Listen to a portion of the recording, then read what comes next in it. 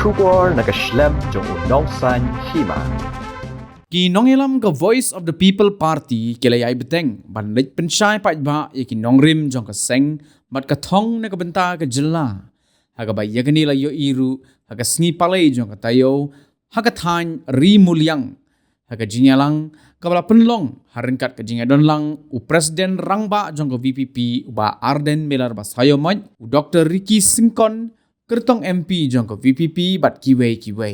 Hagani ka jingwan hier jong kinong elam ka VPP siya katay kathan kala penlong ru ikinong kit kam jong ka seng kongres kiba nakari mulyang zone bakintum ya uba marbor nonglang uba bat ya kam general secretary lembat kinong bu jong u kilalit ban penyaso bat ka Voice of the People Party uba marbor ulaong bahadin bakilami no na ka kongres menta ka sngi ka arpo kendai trik urempang arajar arpo saw kilayo ban penyaso Bat ka Voice of the People Party, bat lapen scamru yagani ka jing penyaso jongki do Presiden Rangba ka VPP uba Arden Miller basayo moy. Susu uba marbor ulaong baka jingmi jong u lembat kinongbut jong u na ka Kongres kamshim ladon gano ka daw lani ka jingken tho ya ka teka seng henry ka daw ka penlong yaki bakin mi no kalong namar baki kwa ban penyaso bat ka VPP. Ulaong ru bahabang ipet mentah po gejela yoi satang ye ke VPP kabalong kum ka seng kabadang idon jingkermen ya kalawai jong ki khon kabri uhnyo trap Nakaliang jonga kumuwi nong yalam jong ka parti kongres babat ya ka kam general secretary apo karimulang zon lembat ki nongkit kam jong ki unit baper haringkat ki nongkersan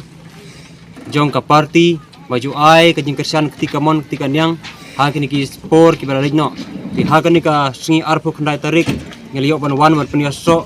no bat ka Voice of the People Party ka parti ka bangi ka baong ka WPP bat ka jingmi no jongi na ka parti kongres ngem som don kano ka jing grand ai halor ka parti ani ngem don ka jing kan tho ka parti rai ka jingmi no jongi kalong ba namar bangi yo i ba hakini ki singi ka parti ka bangi dang idon jingkerman ni satangi ka WPP hagan ka jela ka jungi badai na halor kata ka nongrim ba ni kwa banwan mat penyaso jela dei ka WPP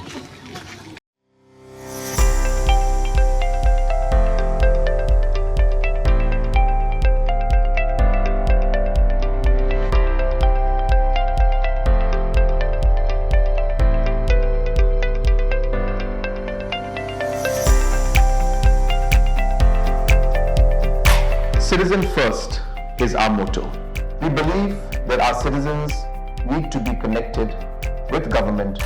for faster and efficient service delivery. I'm happy to announce that we are coming up with a dedicated CM helpline call center